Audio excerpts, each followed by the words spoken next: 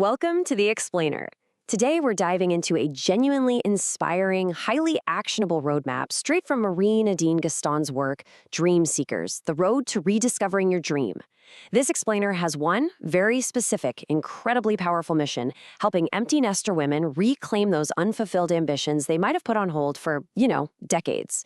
We're going to unpack exactly how you can transition from simply wishing for something to actively pursuing it with real structure and accountability. To really anchor the emotional core of our explainer today, just listen to this powerful quote from the American poet Edwin Markham, which is featured right in the text. He wrote, "Ah, great it is to believe the dream as we stand in youth by the starry stream, but a greater thing is to fight life through and say at the end, the dream is true." I mean, that beautifully sets the stakes for us, doesn't it? We aren't just talking about picking up a casual hobby today. We're talking about fighting for your life's calling and why chasing down those dormant dreams absolutely matters. Okay, let's dive into this roadmap. Today we'll cover 1. The empty nest opportunity, 2. Reconnecting with your dream, 3. Confronting the giant obstacles, 4. Your contingency plan, and 5. The 6C Reclamation Framework. Section 1. The empty nest opportunity. So let's explore this concept of the second wind and the woman behind it all. What's really fascinating about the creator of this program, Marie Nadine Gaston, is that her own journey is basically a miniature hero's journey. Growing up in Haiti, she watched her mother, who was a woman of just enormous potential, have her dreams completely stifled by a patriarchal society. But in a really striking contrast, her domineering father gave Nadine a very different message. He pushed her to get an education and become financially independent so she could live life on her own terms. And that dichotomy planted a seed in Nadine early on, that a woman has both a right and a responsibility to cater to herself and be a go-getter. But as we all know, life happens. Despite that early drive to become a published author, Nadine fell into what she perfectly calls the workaholic trap. She got married, had 2 daughters, and just poured all her energy into a traditional job, punching the clock, and utterly exhausting herself to meet company goals. She was desperate for a change. And then, a forced pivot happened. She lost her job in communications when her project lost its funding. Combining that sudden free time with her new status as an empty nester, Nadine realized, wow, this is the perfect opportunity, not just to finally write her book, but to honor her mother by helping millions of other empty nester women prioritize their own dormant dreams. Section 2. Reconnecting with your dream. Now it's time to shift the focus entirely to you. I want you to dig deep for a second. Really try to remember what you truly wanted to be before life and mortgages and the endless school runs kind of got in the way.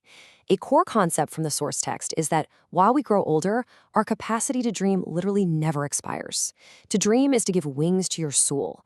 Whether it was writing a novel, opening a flower shop, earning that degree, or honestly, just giving yourself permission to be great, that dream is still in there.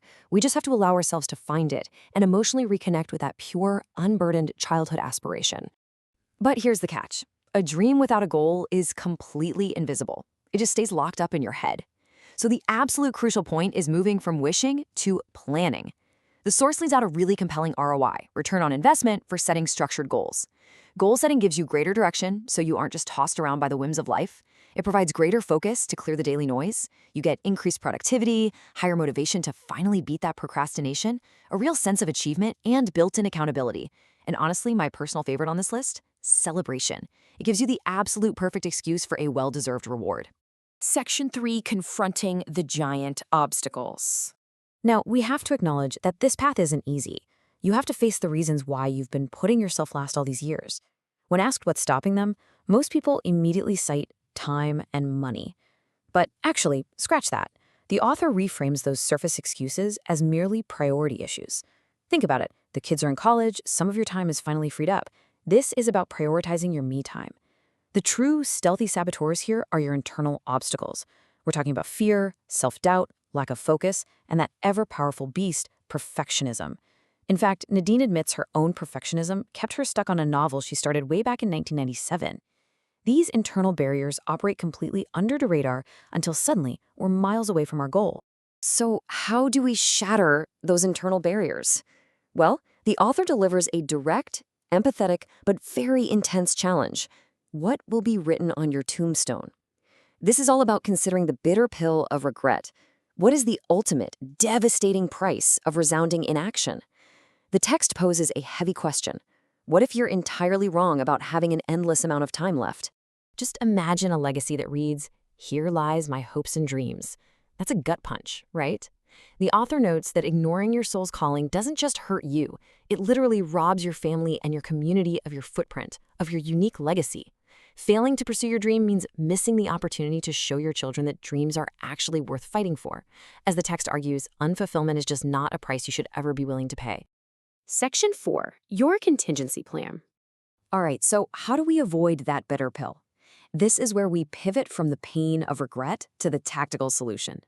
Achieving a dream is one of the greatest battles you'll ever engage in, and let's be real, life will inevitably throw punches at you.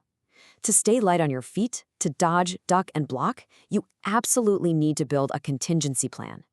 The source emphasizes that you must cultivate resolute thinking. This means arming yourself with daily affirmations, an incredibly strong why, and an unfailing support system. You have to stand steadfast against the winds of criticism. And a massive piece of that contingency plan is the A word, accountability. Accountability is the promise that you will be judged on your performance regarding your commitments. Nadine shares a highly effective tactic for this. She made a public commitment. She literally posted on her fan page about her resolution to finally publish her manuscript. Why? Because by making it public, you fight harder. You refuse to lose face in front of others, and you'll do almost anything to avoid being labeled a quitter. It is a brilliant way to leverage social pressure for your own self-fulfillment. Section 5, the 6C Reclamation Framework. Okay, here we are at the actionable climax of our explainer. This is where we transition you from being just a dreamer who imagines the future to an active dream seeker who actually builds it. Let's walk through Nadine's precise 6-step methodology. Step 1 is clarify. You need to define the dream and uncover your deeper why. Step 2 is confront. Identify that internal and external resistance we talked about earlier. Step 3 is construct. Build your actual roadmap and lay out your milestone strategy. Step 4 is commit. Implement this with real accountability and tracking. Step 5 is calibrate. Adjust, refine, and strengthen your execution as you inevitably face those obstacles. And finally, Step 6 is continue. Develop sustainability in a long-term structure. This right here is the exact roadmap to move your dream from invisibility into reality. And that brings us to our final, provocative question. Are you ready to claim your me time and make a public commitment? The source material urges you to unapologetically declare this new season of your life. Seriously, don't be shy about it. Shout it from the mountaintops. I challenge you to take that first brave step today. Find an accountability partner, write it on your social media, tell your book club, whatever it takes. Your future empowered self is absolutely going to thank you for it. Thanks so much for joining me for this explainer, and until next time, keep seeking those dreams.